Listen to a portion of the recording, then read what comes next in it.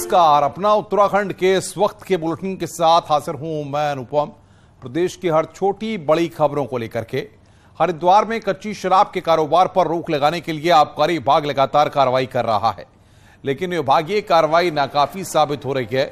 बुधवार को आबकारी विभाग की टीम ने पथरी क्षेत्र के गांव में छापेमारी करते हुए कई शराब की भट्टियां पकड़ी। इस दौरान टीम ने 2500 लीटर लहन भी नष्ट किया। हालांकि कार्रवाई के दौरान कोई भी आरोपी आबकारी टीम के हत्थे नहीं चढ़े।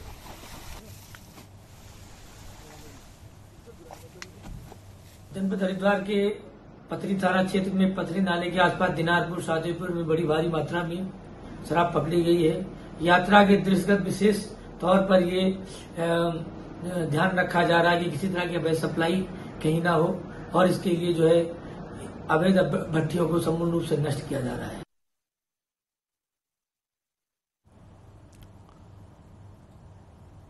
उत्तराखंड सरकार ने सुप्रीम कोर्ट में नियुक्त किए गए एडवोकेट ऑन रिकॉर्ड अभिषेक अत्रेय को तत्काल प्रभाव से हटा दिया है। बिना राज्य सरकार से पूछे सुप्रीम कोर्ट में स्टेटमेंट देने के मामले में कार्रवाई की गई है। इसके साथ ही राज्य सरकार ने अभिषेक अत्रेय को दिए अन्य केस भी वापस ले लिए हैं। हल्द्वानी के फूलपुरा मामले में भी अभिषेक अत्रेय को राज्य सरकार ने जिम्मेदारी सौंपी थी।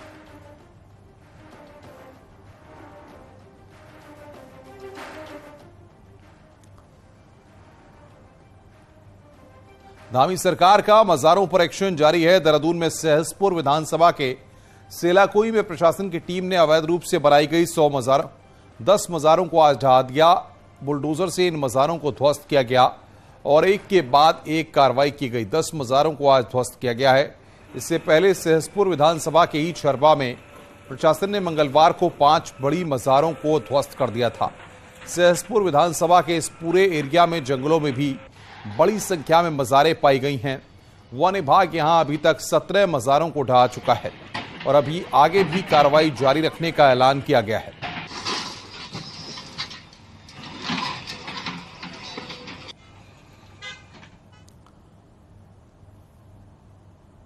वहीं विकासनगर के शीशमबाड़ा में भी सरकारी जमीन पर बनी अवैध मजारों को तोड़ा गया। शीशमबाड़ा में सरकारी भूमि पर बनी अवैध मजार को ध्वस्त किया गया। वहीं सुरक्षा की दृष्टि को देखते हुए मौके पर भारी पुलिस बल और तहसील प्रशासन मौजूद था। प्रशासन का कहना है कि सरकारी जमीन पर अतिक्रमण के खिलाफ कार्रवाई आगे भी जारी रहेगी।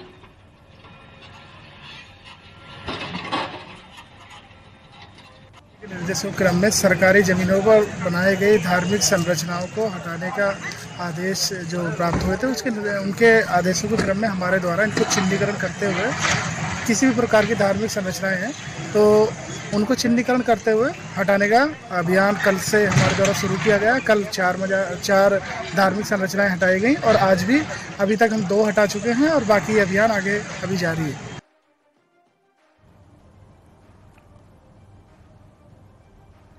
पौड़ी जिले में सरकारी जमीन पर कब्जा कर बनी मजारों को ध्वस्त किया गया है। वहीं सरकारी भूमि पर अतिक्रमण को चिन्हित करने का काम भी जारी है। पौड़ी के सतपुली और कोटद्वार में 2 जगह पर बनी अवैध मजारें ध्वस्त कर दी गई हैं। वहीं मामले में प्रशासन की ओर से उन सभी निर्माणों को चिन्हित किया जा रहा है जो सरकारी भूमि पर अतिक्रमण कर बनाए गए हैं। डीएम का कहना है कि अवैध अतिक्रमण के खिलाफ एक्शन जारी रहेगा।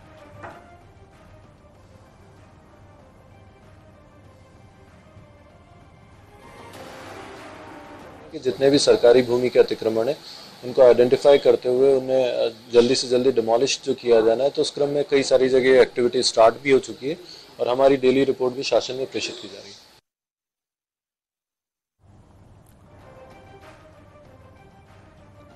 देहरादून से बड़ी खबर है। मणिपुर में जारी बवाल के बीच मणिपुर से उत्तराखंड के छात्रों को देहरादून लाया गया है। सीएम पुष्कर सिंह धामी की पहल पर छात्रों को मणिपुर से लाने की कोशिश हुई है और मणिपुर की राजधानी इंफाल से 15 छात्रों को देहरादून लाया गया है। देहरादून के जॉली ग्रांट एयरपोर्ट पर छात्रों का स्वागत किया गया। प्रशासनिक अधिकारियों के साथ विधायक खजानदास छात्रों के स्वागत के लिए एयरपोर्ट पहुंचे हुए थे।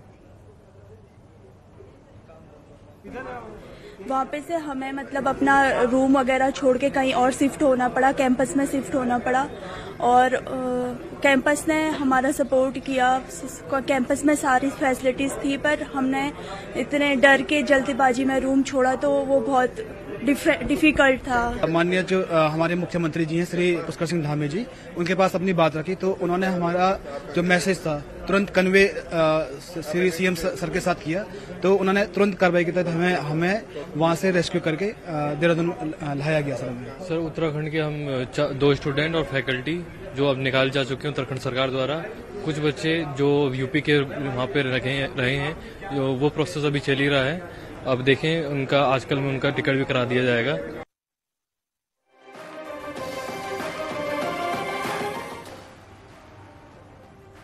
फिल्म अभिनेत्री सारा अली खान ने एक बार फिर केदारनाथ धाम में दर्शन किए। बताया जा रहा है कि बीते रविवार को सारा अली खान भगवान शिव के दर्शन करने केदारनाथ पहुंची थी। केदारनाथ के साथ ही उन्होंने तुंगनाथ के भी दर्शन किए थे। हालांकि वो मुंबई वापस लौट चुकी हैं, लेकिन अभिनेत्री ने बुधवार को अपने इंस्टाग्राम पर तस्वीरें साझा की। इन फोटोज में सारा अली खान भारी बर्फबारी के बीच केदारनाथ धाम के दर्शन करती नजर आ रही हैं।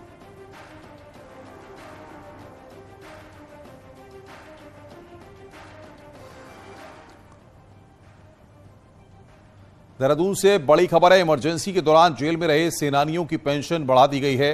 सेनानियों की विधवा पत्नी की पेंशन 16,000 से बढ़ाकर 20,000 कर दी गई है। ये बड़ी खबर इस वक्त हम आपको बता रहे हैं। सेनानियों की विधवा की पेंशन बढ़ाई गई है, 16,000 से बढ़ाकर 20,000 रुपए पेंशन की गई है। ये इस वक्त की बड़ी खबर हम आपको बता रहे हैं। पेंशन यहां पर बढ़ाई गई है। इमरजेंसी के दौरान जेल में रहे थे।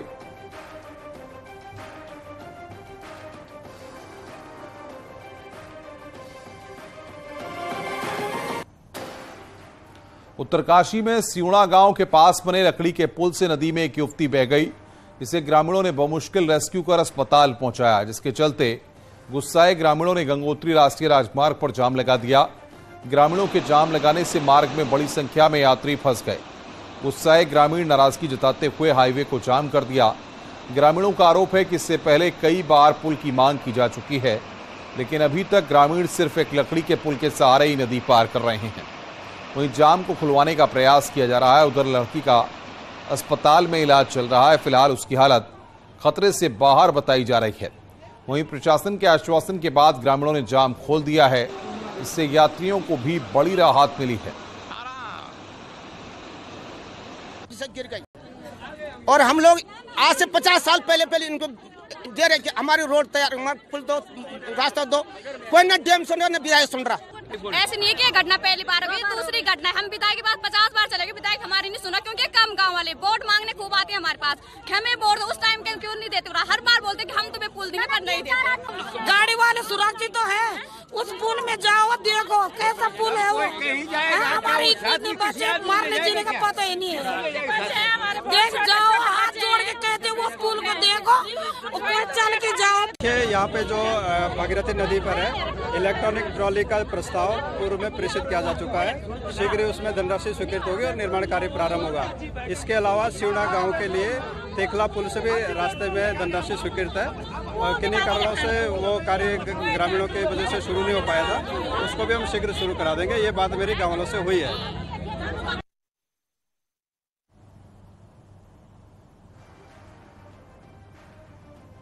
हरिद्वार में पुलिस ने महिला की हत्या करने वाले पेंटर को गिरफ्तार कर लिया। 3 दिन से लापता महिला का शव मंगलवार रात को रानीपुर झील से मिला था। ज्वालापुर की रहने वाली महिला सुनीता देवी की गुमशुदगी उसके परिजनों ने दर्ज कराई थी। सीसीटीवी फुटेज खंगालने पर पता चला है कि महिला रिक्शा में बैठकर घर से गई है। इसके बाद पुलिस ने रिक्शा ड्राइवर को पकड़कर सख्ती से पूछताछ की तो उसने सच्चाई उगल दी। नसीम नाम के शख्स ने उसके घर पर पुताई की थी और इसी दौरान उसने घर से ज्वेलरी चुरा ली थी। सुनीता देवी को उस पर शक था, इसलिए उसने सुनीता को झांसा देते हुए कहा कि वो उसे एक बाबा के पास लेकर जाएगा जो चोर का नाम बता देगा और रास्ते में उसे नहर में डुबोकर मार डालेगा।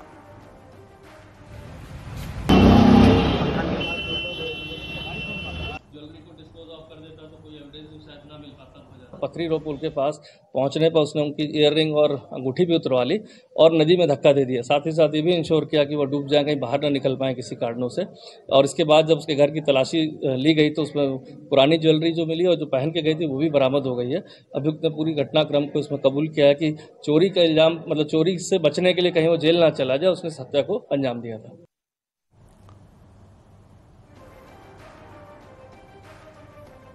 नैनीताल में कुत्तों के आतंक पर डीएम नैनीताल को हाईकोर्ट में पेशी का आदेश दिया है। कोर्ट ने पूछा है कि अभी तक कोर्ट के आदेश का पालन क्यों नहीं किया गया। चीफ जस्टिस ने नाराजगी जताते हुए डीएम नैनीताल को 12 मई को सुबह 10 बजे कोर्ट में पेश होने का आदेश दिया है। हाईकोर्ट ने पिछले आदेश में खूंखार आवारा कुत्तों को सड़कों से हटाने का आदेश दिया था। सिर्फ नैनीताल में ही एक हफ्ते में 45 लोगों को आवारा कुत्तों ने काट लिया था, जबकि हल्द्वानी में एक शख्स की कुत्ते के काटने से मौत हो गई थी।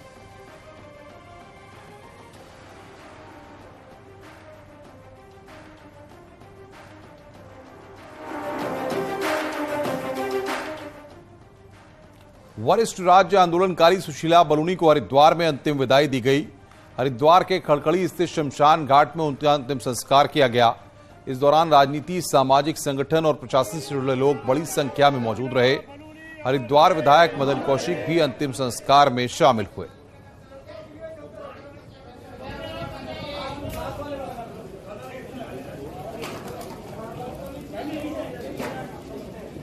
राज्य निर्माण में एक बहुत बड़ी भूमिका सुशीला बलूनी की रही है और राज्य निर्माण के समय जो महिलाओं का नेतृत्व कैसे होना चाहिए, महिलाओं की भूमिका क्या रहनी चाहिए, इसमें सुशीला बलूनी जी ने अग्रणी भूमिका निभाई है।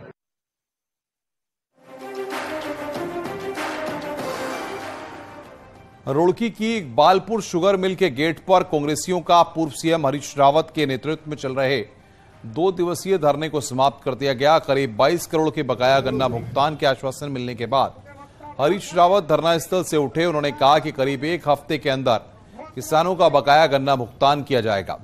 वहीं हरीश रावत ने कहा है कि सीएम धामी की अध्यक्षता में एक बैठक होगी।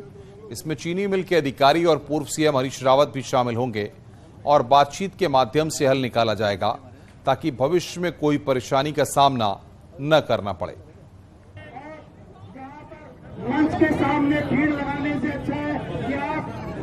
माननीय मुख्यमंत्री ने प्रशासन के माध्यम से हमको सूचित किया है कि उनकी अध्यक्षता में एक उच्च स्तरीय बैठक होगी और उस बैठक में चीनी मिल से संबंधित सभी पहलुओं, जिसमें उसके वित्तीय संसाधनों को सुधारने, भविष्य की रूपरेखा बनाने और किसानों के भुगतान, सब कुछ सम्मिलित है, उस पर विचार किया जाएगा।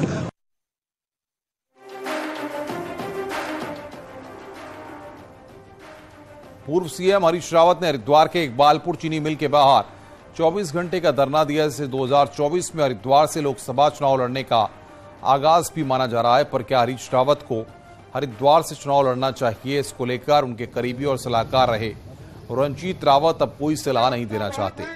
रंजीत रावत का कहना है कि हरीश रावत को उन्होंने जितनी सलाह दी उन्होंने कम ही मानी। रंजीत रावत ने कहा है कि लोकसभा में किसे कहां टिकट मिलेगा ये पार्टी तय करेगी। उन्होंने कहा कि विधानसभा चुनाव में मैंने रामनगर में 5 साल तैयारी की और टिकट सल्ट से मिला। वहीं हरीश रावत को पहले रामनगर और फिर लाल कुआं से टिकट मिला।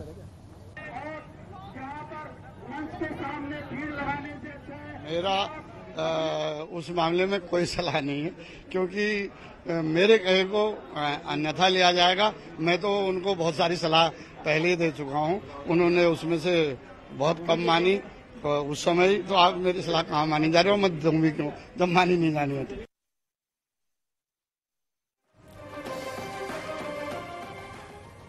क्या हल्द्वानी में ट्रैफिक जाम की समस्या एक फ्लाईओवर बनने से खत्म हो जाएगी? क्या वाकई हल्द्वानी को फ्लाईओवर की जरूरत है? आखिर ये सवाल क्यों उठ रहे हैं, देखिए हमारी रिपोर्ट।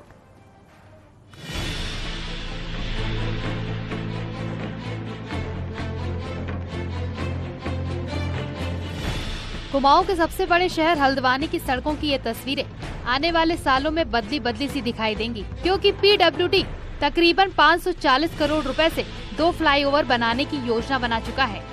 अधिकारियों का दावा है कि फ्लाईओवर से हल्द्वानी में जाम का झाम खत्म हो जाएगा। फ्लाईओवर की फिजिबिलिटी के लिए एक प्रस्ताव ने शासन भेजा था और उस पर 82 लाख रुपए की स्वीकृति हुई। अभी उसके डीपीआर प्रिपरेशन पे काम हो रहा है, फिजिबिलिटी चेक कर रहे हैं। उसके लिए अभी जो प्रथम चरण में ट्रैफिक काउंटिंग का काम हुआ है।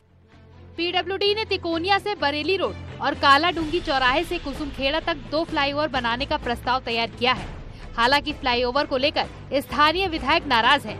उनका मानना है कि हल्द्वानी को फ्लाईओवर की नहीं बल्कि रिंग रोड की जरूरत है। मैं इसका बहुत भारी विरोध करूंगा। हमें फ्लाईओवर्स की जरूरत नहीं है, हमारी जो आवश्यकता है वो रिंग रोड की है, हमारी आवश्यकता है ISBT की, जिससे स्वतः ये जो बॉटलनेक्स हैं ट्रैफिक के वो अपने आप फ्री हो जाएंगे। ये तो सच है कि बढ़ती जनसंख्या के चलते ट्रैफिक व्यवस्था को दुरुस्त करने की जरूरत है। अब इसका इलाज भले ही फ्लाईओवर से हो या रिंग रोड से, लेकिन एक बात तो तय है कि फ्लाईओवर को लेकर हल्द्वानी की राजनीति आने वाले दिनों में गर्मा सकती है। हल्द्वानी से न्यूज़ 18 के लिए शैलेंद्र नेगी की रिपोर्ट।